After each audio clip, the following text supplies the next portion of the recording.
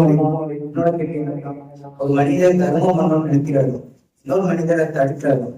தர்மம் தடுக்கிறது என்ன நிலை? ஒரு நல்ல காரியத்தை செய்கிற பொழுது அந்த காரியத்தை ஒருவர் தடுக்கிறார். தடுப்பவருக்கு என்ன நிலை அப்படின்னு கேட்கிறார். தர்மம்னு மட்டுமல்ல, எந்த ஒரு நல்ல காரியத்தை யார் செய்வதாக இருந்தாலும் அதை நம்முடைய சிந்தனை அறிவிற்கு உட்பட்டு வேகமா ஃபஃபிர்ரு இலல்லாஹ், அல்லாஹ் பக்கம் நீங்க ஓடுங்க அப்படின்னு அல்லாஹ் சொல்லுகிறார்.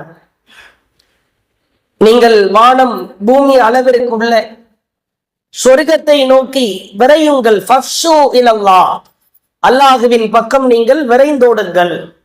ஒரு நல்ல காரியத்தை செய்கிறோம் என்றால் எவ்வளவு விரைவாக செய்துவிட முடியுமோ அவ்வளவு விரைவா செய்யணும். உதாரணத்துக்கு தர்மம் கொடுக்கணும்னு நினைக்கிறோம். தர்மம் நம்முடைய பார்வையில் நல்ல ஒரு காரியத்திற்காக, ஒரு செயல்பாட்டிற்காக தர்மத்தை கொடுக்க வேண்டும் என்று நினைக்கிறோம். அதை தடுப்பதற்கு ஒரு மனிதன் முற்படுகிறார். தர்மத்தெல்லாம் கொடுக்காத, கொடுத்தா அவங்களுக்கு கொடுக்காத, இவங்களுக்கு கொடுக்காத, எல்லாமே நல்ல காரியம்தான். நாம வழியக்க போய் கெட்டவனுக்கோ கெட்ட செயல் புரிபவனுக்கோ தர்மம் கொடுக்க போறது இல்லை. ரொம்ப கஷ்டப்படுறீங்க, இந்தாங்க என் காசை வச்சுக்கோங்க, ஒரு சிகரெட் வாங்கி குடிங்க அப்படின்னு தர்மம் பண்ண மாட்டோம். அந்த அடிப்படை தெரியும். நன்மையான காரியங்களிலும் இரையச்சமான காரியங்களிலும் நீங்கள் உதவி கொள்ளுங்கள். வலா தஆவனு அலல் இஸ்மி வல் உதுவான், பாவமான காரியத்துல, வரம்பு மீறுகிற காரியத்துல உதவி செய்து கொள்ளாதீர்கள். இது அல்லாஹ்வுடைய அடிப்படை. அல்லாஹ் மக்களுக்கு சொல்லுகிற அடிப்படையான காரியம். ஒரு நற்காரியத்திற்கு ஒரு செயலை செய்கிற பொழுது அதை யாரேனும் தடுத்தால் அது அவருக்கு அது குற்றமாய் மாறும்.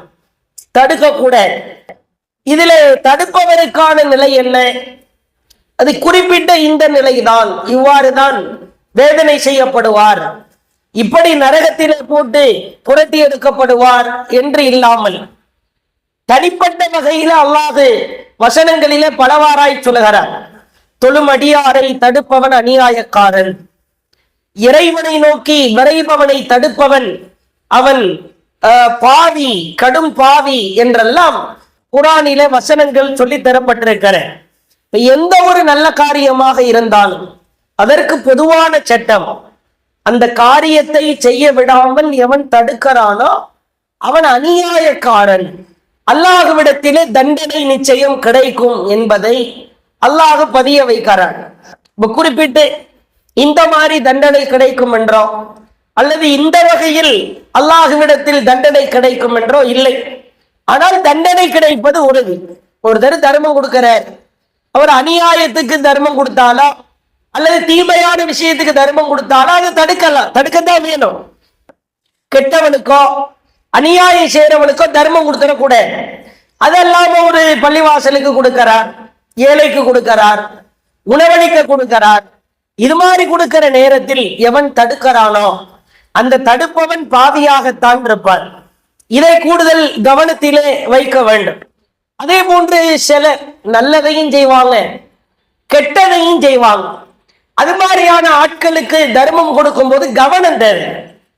இப்ப ஒரு ஜமாத்தை சார்ந்தவர்கள் இருப்பார்கள், தர்காவுக்காகவும் வசூல் பண்ணிக்குவாங்க, ஏழைகளுக்காக மல்லிகை பொருள் கொடுக்கிறோம்னு வசூல் பண்ணுவாங்க.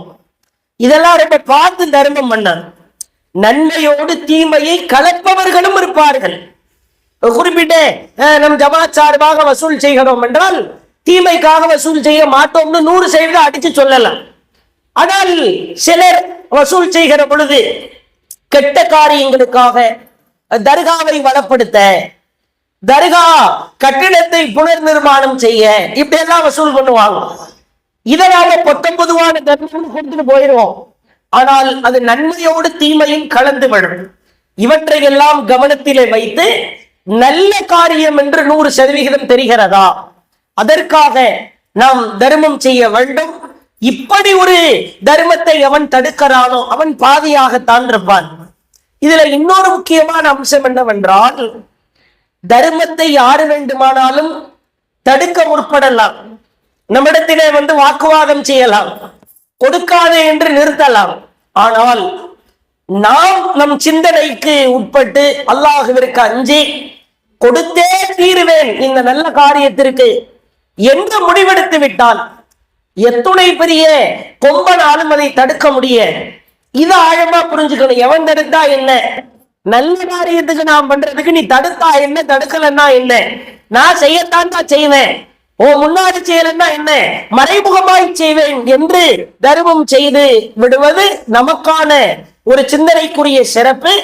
இதை அடிப்படையாக வைத்து நல்ல காரியத்திற்கு யார் உதவுகிறாரோ அதை நாம் தடுக்க கூடாது. இது நல்ல காரியம் என்று தெரிந்து பார்த்து பார்த்து அதற்கு உதவுவதை அல்லாஹ்வும் விரும்புகிறான், நேசிக்கிறான். அப்படி ஒருவேளை நற்காரியத்திற்கு கொடுப்பதை அவன் தடுக்கிறானோ அவன் நிச்சயமாய் பாவியாய் இருப்பான், அல்லாஹ்விடத்தில் தண்டனைக்குரியவனாய் இருப்பான் என்பதை பதிலாக சொல்லிக் கொள்கிறோம்.